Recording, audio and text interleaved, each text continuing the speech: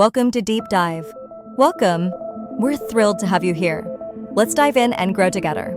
All right, everybody, welcome back. I'm so excited for this deep dive. Me too. It's one of the most requested books that we've had, and it's a big one. It is a big one. So today we're diving into Rich Dad, Poor Dad. By Robert Kiyosaki. Yes, exactly. It's a classic, and I think it's huge. It's huge for a reason because it really does kind of shake up. Shakes things up. How we think about personal finance. Absolutely. And so I think the premise itself is so interesting. Yeah. It's this young boy. Two dads. Yeah. His own father, who is the poor dad. Yeah. And his friend's father, who is the rich dad. Right. And they have these totally different perspectives. Yeah, totally. And, he's getting all this conflicting advice. Yeah. About money and wealth and all of that. Yeah, for sure. So I'm curious. Yeah. What were some of the, big takeaways that stood out to you when you were reading Rich Dad, Poor Dad? Well, I think one of the biggest takeaways, and it's repeated throughout the book, is that rich people don't work for money. Oh. Money works for them. Right. And he gives this great example of Robert getting his first job, I think it was. Oh, yeah. Like a paper route or something? I think so. Yeah, he was really excited. Yeah, and so proud of his paycheck. Yes, it brings it to Rich Dad all excited. Super excited, brings it to Rich Dad, and Rich Dad's like, all right, well, you're fired. You're fired. They're fired from this paycheck. And he's like, what are you talking about? What? And it was Rich Dad's way of teaching him to not rely on a job for income. So it was like a mindset thing. Totally, a mindset shift. Like you need to figure out how to make money without trading your time for money. Okay. Yeah.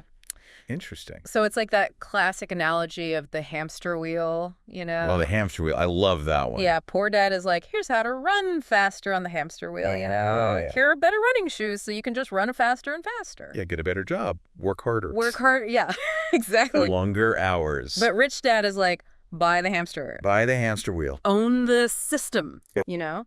So instead of working as a cashier, think about owning the vending machine business. Oh. Or instead of just saving money in a bank account, consider investing in dividend-paying stocks or a business or... So, create the income stream. Generate that passive income, yeah. Versus just being the one working. Exactly. Okay, that's a really good way to look at it. Yeah. And this actually ties into another, I think, big takeaway from the book. Yeah. Which is this idea of assets versus liabilities. Oh, yes.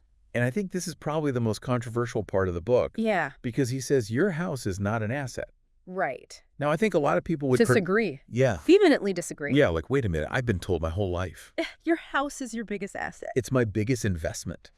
Exactly. So how can he say that it's not an asset? Well, he has a very specific definition of what an asset is. Okay. And that is something that puts money into your pocket. Okay. A liability takes money out of your pocket.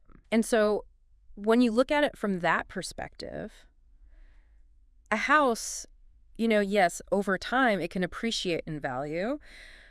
But you've got the mortgage. The mortgage, the property taxes. The constant repair. The maintenance, You're always putting money into it. You're constantly paying. So I guess in that sense... It fits his definition. Of a liability. Yeah. But wouldn't you say that there's also value in the stability and the security that a house provides? Oh, absolutely. That has to count for something, right? Yeah, there's intangible benefits for sure. Okay. But I think what he's trying to do is get us to think more like investors. Okay. And that means putting our money into things that are going to generate income. Okay. Yeah. So rental properties, Rental properties, businesses, stocks. Exactly. Things that will pay you. That will pay you. Yeah, So. Interesting. Yeah.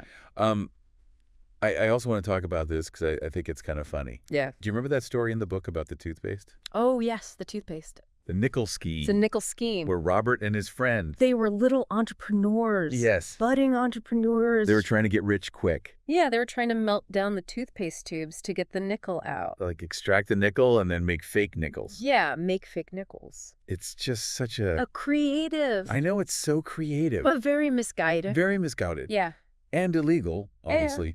But I think it really highlights that entrepreneurial spirit. It does, yeah, that hustle. That drive. Yeah, they were thinking outside the box. They were. It just wasn't the right box. Not the right way to go about it, no. Yeah, and I also thought it was really interesting how Rich Dad responded to them. Oh, yeah. Because you would think that he would be like, what are you doing? That's it. You're breaking the law. Yeah. Yeah. But he didn't. He actually kind of praised them.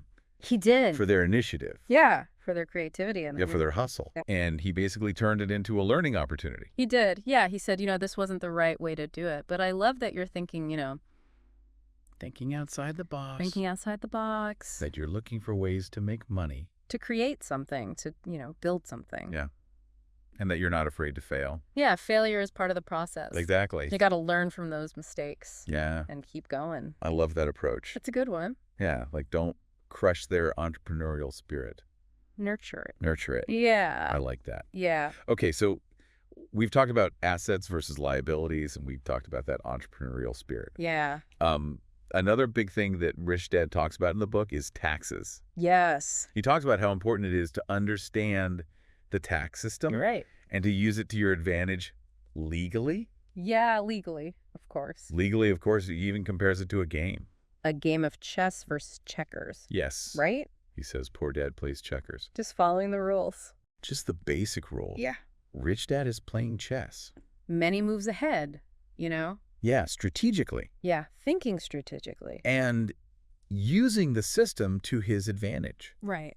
So, for example, he talks a lot about corporations. Right. And how corporations have certain tax advantages Certain tax advantages that individuals don't. that individuals don't. Right? Like they can deduct certain business expenses. Right, write-offs and different things. Yeah, so it's not about like evading taxes. Yeah. It's about understanding the rules of the game Yeah. and playing strategically, Right. but always legally. Always legally. Okay. It's about financial literacy. Financial literacy. Yeah, understanding how money works Yeah. and making informed decisions. Okay, so really it's all about like a mindset shift, It is. right? It's about moving from this work for money mentality. Right. The paycheck to paycheck. Yeah, to make money work for you. Yes, create those assets, build those systems Exactly. that generate income. Wow, so much to think about. It is. I feel like we just scratched the surface You did, yeah. of what's in this book. Absolutely. There's so much in here. There's so much wisdom. Yeah. So many good nuggets. Yeah, so if you're ready to like really challenge your assumptions Yeah.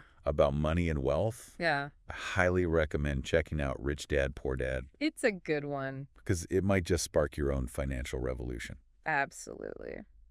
All right, that's it for this deep dive. Thanks for joining us. Thanks, everyone. We'll see you next time. See ya. Bye.